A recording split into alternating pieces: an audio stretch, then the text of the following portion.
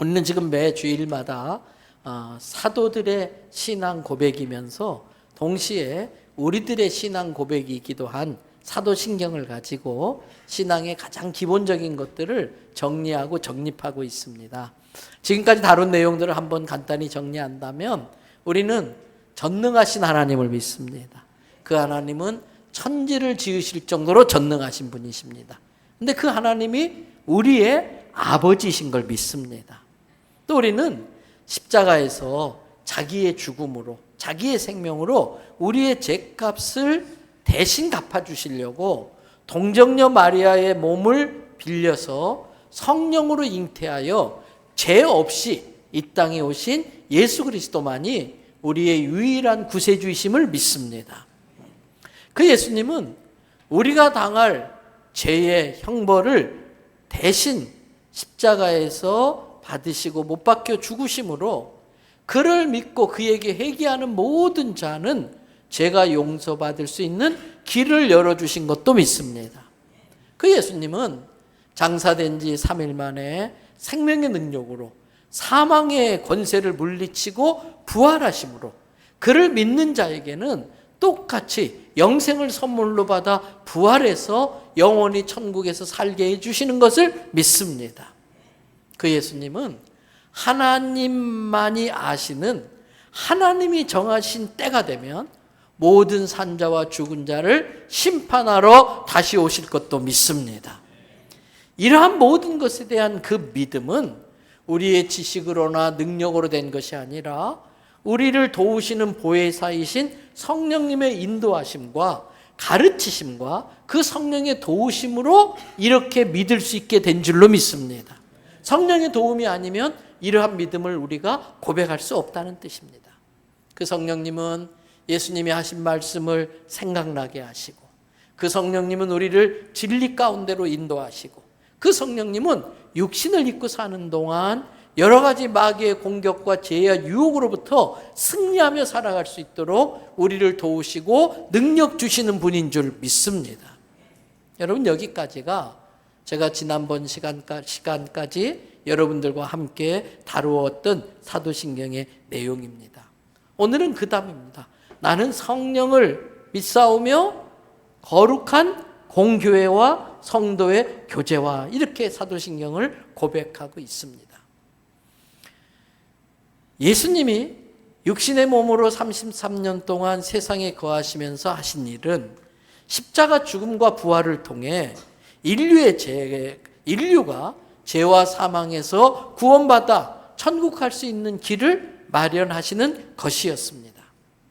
십자가는 하나님의 공의와 사랑을 동시에 만족시키시고 성취시키신 것입니다. 예수님은 죄 갚을 필요가 없는 자기의 깨끗한 생명을 하나님께 우리의 죄 값으로 제물로 바쳐서 하나님의 공의의 심판을 감당하셨고 하나님의 공의를 만족시키셨습니다. 동시에 그 예수님은 그를 믿는 자마다 죄 용서함 받고 그를 믿는 자마다 영원한 생명을 선물로 받아 천국 갈 수 있도록 부활하심으로 우리의 구원을 마련하여 주셨고, 또 그 구원을 통해서 하나님이 우리를 얼마나 사랑하시는지 친히 확증하여 주셨습니다. 여러분, 한번 받아십시다. 예수님을 믿는 자마다 구원을 받습니다. 다시 한번, 예수님을 믿는 자마다 구원을 받습니다. 사도행전 16장 31절에서 바울과 실라가 복음을 전하다가 감옥에 갇힙니다. 그날 밤에 지진이 나면서 옥문이 막 옥터가 흔들리면서 옥문이 열렸어요. 졸다가 놀래서 깬 이 간수가 자기가 지키던 죄수들이 도망간 줄 알고 로마의 법에 따라 도망간 죄수는 그 지키던 자가 생명을 대신해야 된다라고 하는 그 법을 따라 자기 스스로 먼저 그냥 자결해 버리려고 했어요. 그때 도망가지 않고 감옥에 있었던 바울과 실라가 이 간수에게 한 이야기가 있습니다. 사도행전 16장 31절의 말씀, 다 같이 한번 선포하겠습니다. 주 예수를 믿으라, 그리하면 너와 내 집이 구원을 받으리라. 한 번 더, 주 예수를 믿으라. 그리하면 너와 내 집이 구원을 받으리라. 예수 믿으면 누구나 구원받습니다. 이것이 복음입니다. 이 복음은 예수님이 다시 오시는 그날까지 이 땅에 죄인으로 태어나는 모든 사람들에게 반드시 전해져야 될 굿뉴스, 복된 소식, 복음인 줄 믿습니다. 여러분, 예수님은 이 복음의 내용을 정확히 이해하고 이 복음을 전하는 일에 자기의 생명과 자기의 인생을 바칠 수 있는 사람들이 필요했습니다. 그래서 예수님이 3년 동안 공을 들여서 길러낸 사람들이 예수님의 제자들입니다. 예수님은 그 제자들의 신앙 고백 위에 교회를 세우셔요.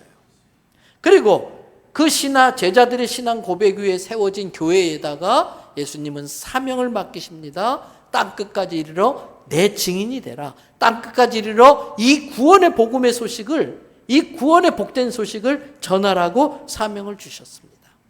그 교회의 시작이 마태복음 16장 15절에서 19절에 나옵니다. 3년의 공식적인 활동을 마무리하시고 하늘나라로 갈 때가 다 되어 갈 때쯤 해서 예수님이 제자들에게 물어봅니다. 얘들아, 세상 사람들이 나에 대해서 무슨 말을 하고 다니더냐? 세상 사람들이 나를 어떻게 이해하고 있더냐? 이제 하나가, 예수님, 헤롯 왕에 의해서 목이 날라간 세례 요한이 다시 부활하신 거라고 하던데요? 아니야, 나는 이렇게 들었어. 예수님이 구약의 위대한 선지자 엘리야 또는 에레미야라고 하던데요. 그때 예수님이 제자들에게 말합니다. 그래? 너희는 나를 어떻게 생각하니? 너희는 나를 누구라고 생각하니? 이 질문에 시몬 베드로가 주저없이 대답합니다. 여러분이 잘 아시는 마태복음 16장 16절입니다. 시몬 베드로가 대답하여 이르되, 같이 읽어주십니다. 주는 그리스도시요 살아계신 하나님의 아들이십니다. 예수님, 내가 3년 동안 예수님이 쫓아다녔는데 예수님이 하신 일들은 살아계신 하나님의 아들이 아니면 할 수 없는 일들을 하셨습니다. 그래서 저는 예수님만이 저를 구원할 유일한 구세주로 믿기로 했습니다. 이게 베드로의 신앙 고백입니다. 그 베드로의 신앙 고백에 예수님이 너무나 기뻐하셨어요. 그리고 해주신 말씀이 마태복음 16장 17절에서 19절의 말씀이에요.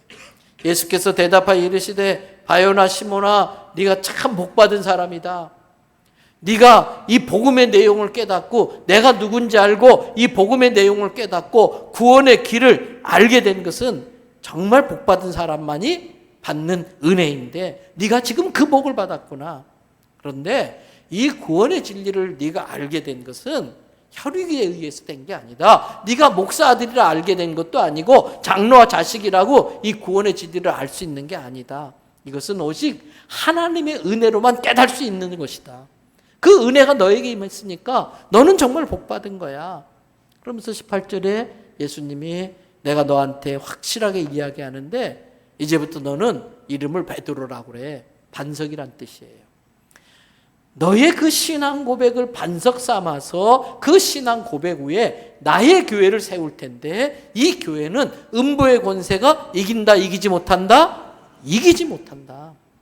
그러면서 그 다음 엄청난 약속을 보장하십니다. 19절 말씀 다 같이 읽어봐 주세요. 내가 천국 열쇠를 네게 주리니 내가 땅에서 무엇이든지 매면 하늘에서도 매일 것이고 내가 땅에서 무엇이든지 풀면 하늘에서도 풀리리라. 그런데 이것을 천국 뭐라고 그랬어요? 열쇠라고 그랬어요.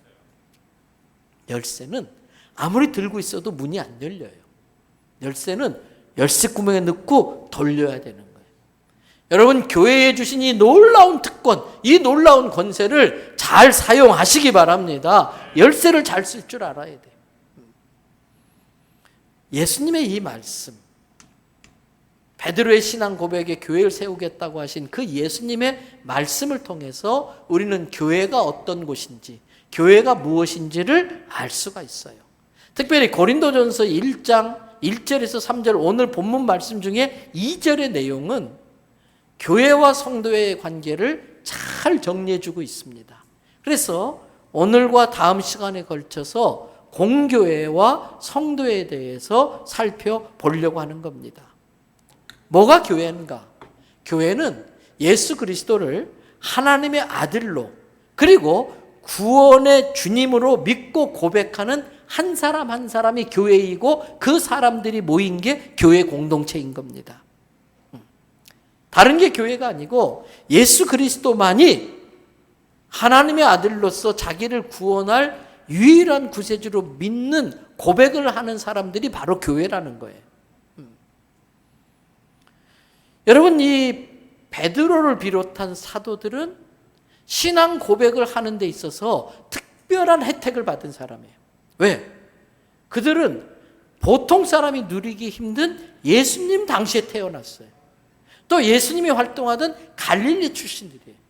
그래서 육신으로 오신 하나님이신 예수님을 직접 만나고 그분과 같이 밥을 먹고 그분과 같이 목욕도 하고 그분과 같이 생활하면서 그분이 하시는 모든 것을 볼 때에 이분은 하나님의 아들입니다라고 고백할 수밖에 없는 신앙 고백을 잘 할 수 있는 특별한 은혜를 입은 사람들이에요. 그러나 우리는 2000년이라는 시간의 갭이 있습니다. 이스라엘 갈릴리, 팔레스틴 갈릴리라고 하는 지역과 대한민국 부산이라고 하는 공간의 갭도 있습니다. 그런데 우리가 신앙 고백을 해요. 예수 그리스도가 구세주이시고 하나님의 아들이고 나를 구원할 유일한 구세주라고 하는 신앙 고백을 하는데 이거야말로 사도들이 받은, 사도는 예수님 당시에 직접 예수님께 양육받은 제자를 사도라고 특별히 구별해서 부르지요.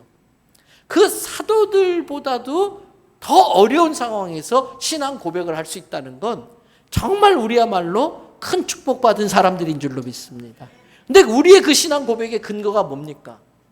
우리의 신앙 고백의 근거가 뭐예요? 내가 생각해서, 내가 상상해서, 내가 진리를 연구해서 터득해서? 아니에요. 하나님의 은혜로 이 말씀이 내게 주어졌고요. 말씀이 육신이 되신 분이 예수님이에요. 그러면 예수님이 기록되어졌다는, 예수님은 기록되어진 말씀이기도 한 거예요. 말씀이 육신이 되신 분이 예수님이라면 이 말씀은 기록되어진 하나님, 기록되어진 예수님이에요. 사도들처럼 육신의 예수님을 만나서 믿음이 생긴다는 것은 또 정말 귀한 복이지만 우리는 단지 이 말씀을 믿을 수 있게 된 게 은혜인 것입니다. 이 말씀에 근거해서 신앙 고백한 거야말로 정말 위대한 신앙 고백인 줄로 믿습니다. 그 고백 때문에 우리도 베드로처럼 우리 신앙 고백 위에 교회가 세워진 거예요.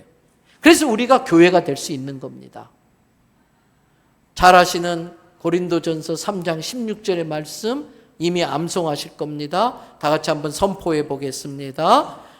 너희가 하나님의 성전인 것과 하나님의 성령이 너희 안에 계시는 것을 알지 못하느냐.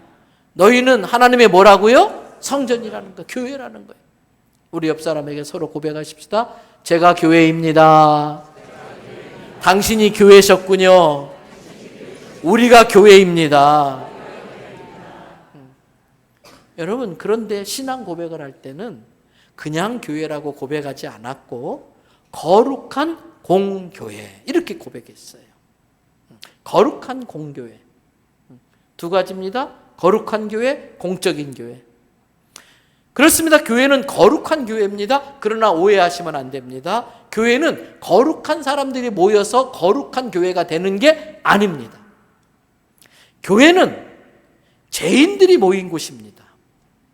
그런 죄인들이 모인 모임인 교회가 거룩해질 수 있는 것은 오직 예수 그리스도께서 나의 죄값을 지불하시고 십자가에 흘리신 그 보혈로 죄 씻음을 받고 난 이후에야만이 그 사람들을 통해서 거룩한 교회가 세워지는 줄 믿습니다.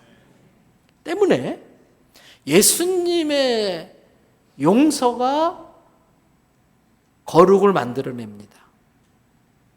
용서가 거룩을 만드는 거예요. 절대 우리 스스로 거룩해질 수 없습니다. 주님이 안 계시면 용서가 없습니다. 주님의 용서가 없으면 거룩이 없습니다. 우리는 예수 그리스도를 십자가에 죽게 하심으로 하나님의 공의를 만족시킴으로써 우리 죄를 용서해 주시는 하나님의 사랑으로 용서받은 죄인이에요. 용서받은 죄인. 서로 안 맞는 말이지요. 용서받으면 의인인데 용서받은 죄인. 그런데 실은 이게 정확한 사람에 대한 분명한 명제라고 할 수 있어요. 용서받은 죄인. 그런데 여러분 여기서 우리가 알아야 됩니다.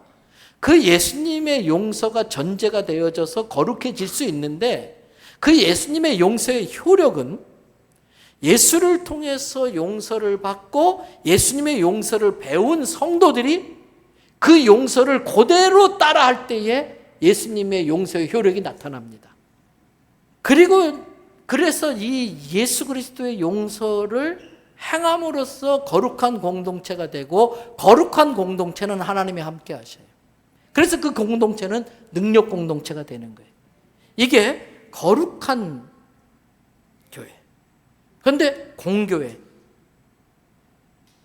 그래서 이 공은 한자로 공변될 공식적인 업무, 공식적인 일, 그때 쓰는 그 공자예요.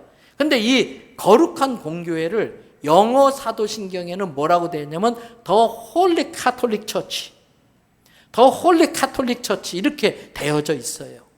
옛날 사도신경에는 거룩한 공회와 이렇게 되어져 있지요. 지금 우리가 사용하는 새번역 성경에는 거룩한 공교회로 번역되어져 있어요. 이 거룩한 공교회를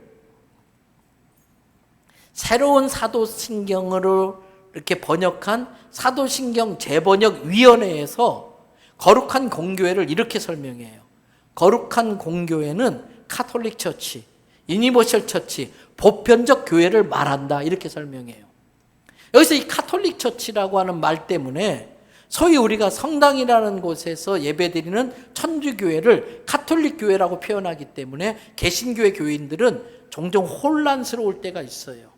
그런데 이 카톨릭이라고 하는 단어는 로마 카톨릭 교회 천주교회를 표현할 때 쓰는 단어이기도 하지만 원래의 의미는 이 카톨릭은 보편적인, 보편타당한, 어느 곳에나 다 맞춰줄 수 있는, 다 적용될 수 있는 그런 의미가 카톨릭이에요. 다른 의미는 유니버셜, 우주적인 교회. 여러분, 우리는 대연성결교회에 관심이 있지만 하나님은 카톨릭 처치, 유니버셜 처치에 관심이 있어요. 그러므로 우리가 거룩한 공교회를 믿는다라고 할 때에 그것은 우리는 교회가 보편적이며 우주적인 거룩한 공동체를 믿습니다라는 뜻이에요. 그래서 이 교회는 두 가지, 거룩성과 보편성을 띠고 있어야 되는데 거룩성은 앞에서 예수님의 보혈로 용서받음으로 거룩이 되어지고 그걸 행함으로 거룩이 완성된다는 말씀을 드렸어요. 보편성은 세 가지입니다. 교회의 보편성은 지역적 보편성, 시간적 보편성, 구성원의 보편성을 말해요. 첫째, 지역적 보편성은 뭐냐? 하나님은 유대인들을 통해 자기를 인류에게 소개하셨어요. 하나님은 유대 민족을 통해서 이 세상에 자기를 나타내셨어요. 그런데 유대 민족들은 오해한 겁니다. 착각한 겁니다. 그게 대단한 특권이긴 하지만 자기들만을 위한 특권이라고 생각해서 선민의식에 빠졌어요. 그래서 자기들만 구원받는 하나님의 백성이고 다른 모든 이방인들은 멸망받아야 될 죄인이라고 유대인들은 생각한 거예요. 아닙니다. 하나님은 온 인류가 섬겨야 될 유일하신 하나님이십니다.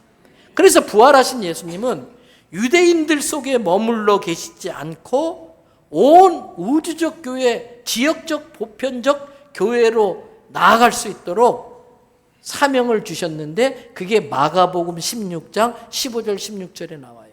15절을 보세요. 또 이르되 너희는 온 천하에 다니며 만민에게 어떻게 해라? 복음을 전파해라. 온 천하, 바로 지역적 보편성을 의미하는 거예요. 그러면서 16절에 너희가 그렇게 온 천하에 다니면서 전하는 복음을 듣고 믿고 세례받는 자는 구원받을 것이고 믿지 않는 자는 죄가 그대로 남아있기 때문에 정죄받아서 하나님의 심판을 받는다는 겁니다. 때문에 이 지역적 보편적 교회는 지역적 보편성이 있어야 된다고 하는 이 말의 의미는 교회는 선교하는 공동체가 돼야 된다는 뜻이에요. 땅끝까지 복음을 전하는 사명을 감당해야 된다는 뜻입니다. 저는 우리 대연성결교회 지경이 열방을 향해 뻗어나감으로 진정한 카톨릭 처치, 보편적 우주적 교회를 이루는데 사용되는 교회가 되기를 주님의 이름으로 축복합니다. 둘째, 교회의 보편성은 시간에 있어서 보편성입니다. 교회는 교회를 박해하는 사람들에 의해서 소멸되지 않습니다. 교회는 사단의 공격에 의해서 절대 파괴되지 않습니다. 교회는 예수님이 심판주로 다시 오실 때까지 계속해서 지속될 것입니다. 왜냐하면 교회는 음부의 권세가 이길 수 없다고 예수님이 하셨기 때문에 그렇습니다. 사람의 눈에 볼 때 교회는 불완전해 보입니다. 사람이 볼 때 교회는 허점이 많아 보입니다. 사람이 볼 때는 교회는 문제가 많아 보입니다. 그런데 그건 사람이 보기 때문에 그렇습니다. 사람의 관점에서 보기 때문에 그렇습니다. 왜? 교회는 죄인들의 모임이니까.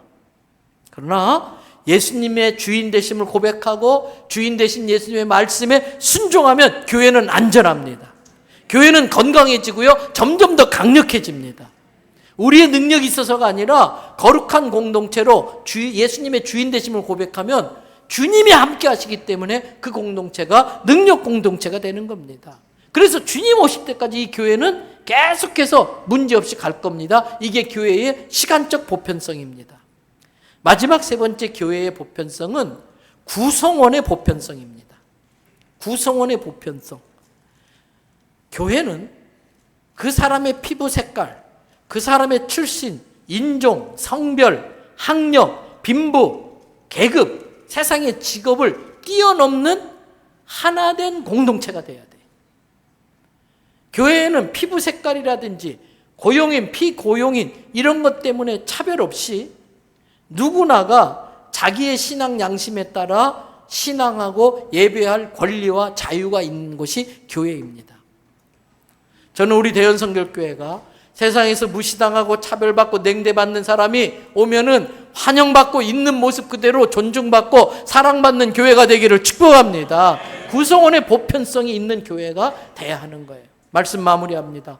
교회는 하나님의 은혜가 머무는 곳이에요. 그 은혜 때문에 죄인된 우리들의 모임이지만 거룩한 공동체가 될 수 있고, 거룩한 공동체가 되면 하나님이 함께 하시는 능력 공동체가 될 수 있는 거예요.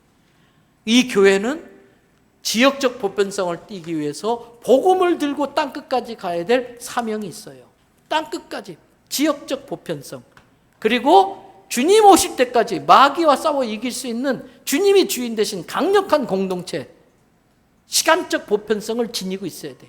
어떤 상황과 환경 속에서도 아무리 시간이 흘러도 교회는 점점 더 부흥하고 건강해지는 시간적 보편성, 그리고 어떤 죄인도 와서 예수님의 보혈로 죄씻음 받은 하나님의 자녀, 용서받은 죄인이기 때문에 하나님의 의인으로 인정할 때에 우리도 인정하고 품어주고 가족으로 받아들이는 구성원의 보편성이 있는 건강한 교회. 그래서 많은 교회들의 모델이 되고 많은 교회에 거룩한 도전을 주는 메타처치가 되는 우리 교회 되기를 주님의 이름으로 축복합니다.